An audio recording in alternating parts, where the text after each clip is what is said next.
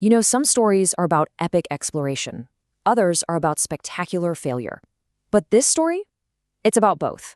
Today, we're going to dive into what is, without a doubt, the greatest survival story ever told.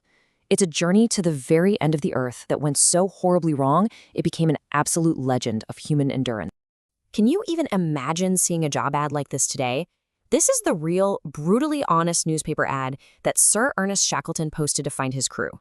He wasn't looking for just anyone. He was looking for a very specific type of person. Someone who reads constant danger and safe return doubtful and thinks, sign me up. He wanted men who saw the impossible as an invitation. And believe me, their mission was, by just about every measure, impossible. This was Shackleton's ultimate dream, his grand ambition, to push the limits of what human beings were capable of. You see, Antarctica, it was a complete obsession for Shackleton. He'd already tried and failed twice to reach the South Pole. He got agonizingly close back in 1907. So this expedition in 1914, this wasn't just another trip.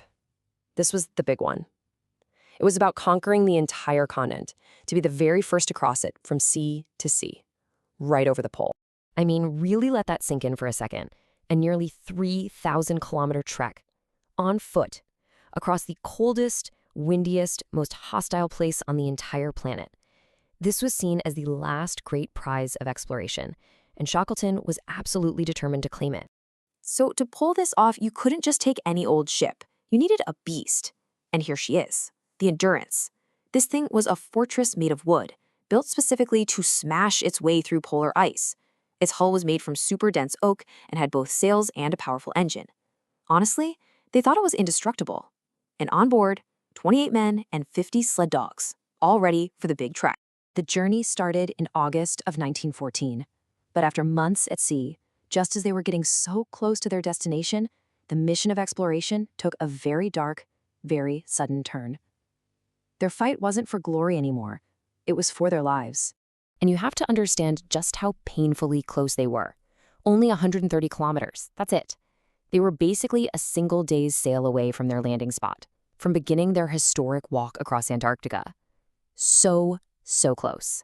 But then, in the Weddell Sea, the pack ice started to close in. This wasn't just slush. We're talking about massive sheets of ice, some of them 18 feet thick. They closed in around the Endurance, gripping it like a vice. The ship that was supposed to be their fortress, well, it had just become their prison.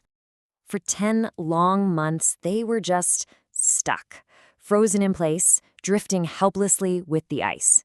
Shackleton, being the incredible leader he was, knew morale was everything. He kept the men on strict routines. They even played soccer on the ice to keep despair at bay.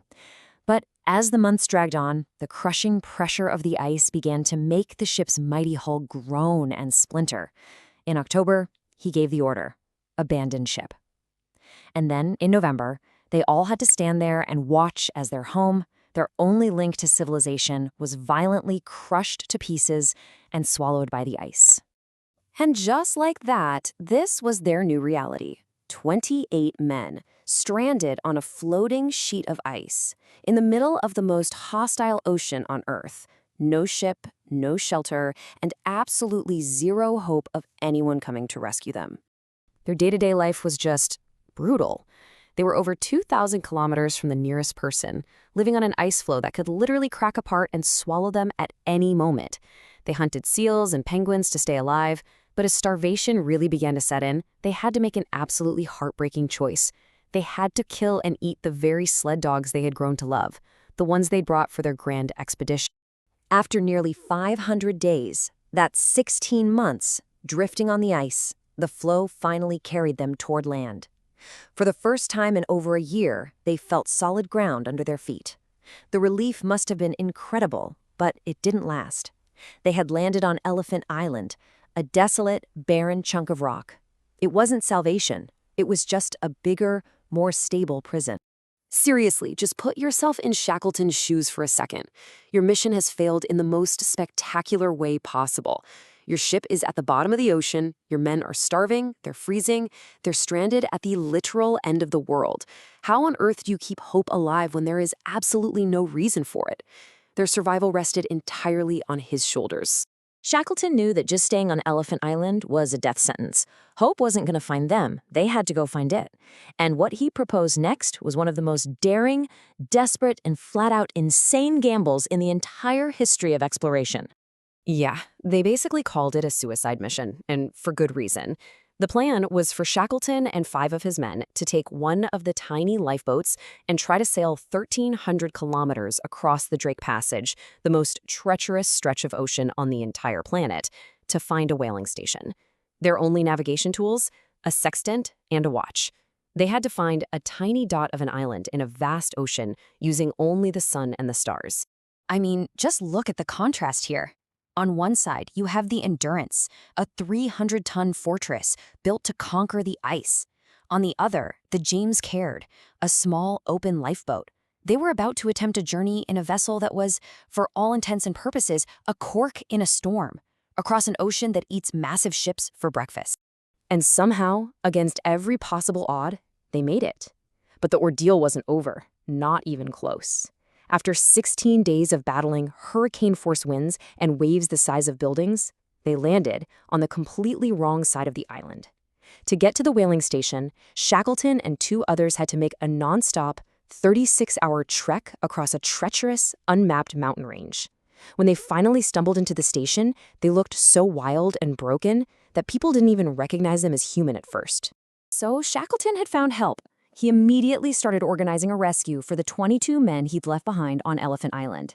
And this brings us to the incredible conclusion of this story and the legacy of what, on paper, looks like a complete and utter failure. Okay, let's just go back to the beginning for a second. 28 men.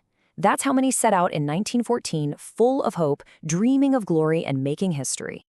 And after 2 years of unimaginable hell, trapped, shipwrecked, starving, and frozen at the edge of the known world, this is the number of men who returned home alive.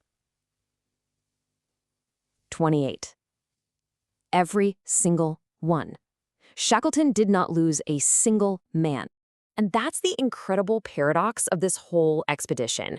Shackleton failed to cross Antarctica, but in that failure, he achieved something so much greater.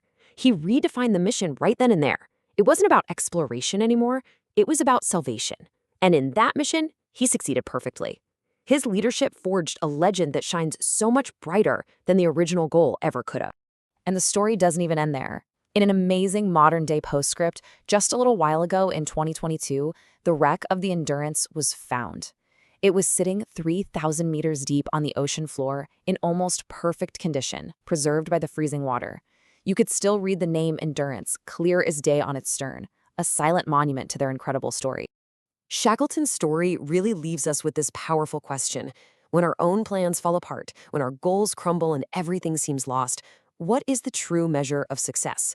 Is it just about achieving the original objective you set out for? Or is it found in adapting, in leading, and in the courage it takes to bring everyone home safe against all possible odds?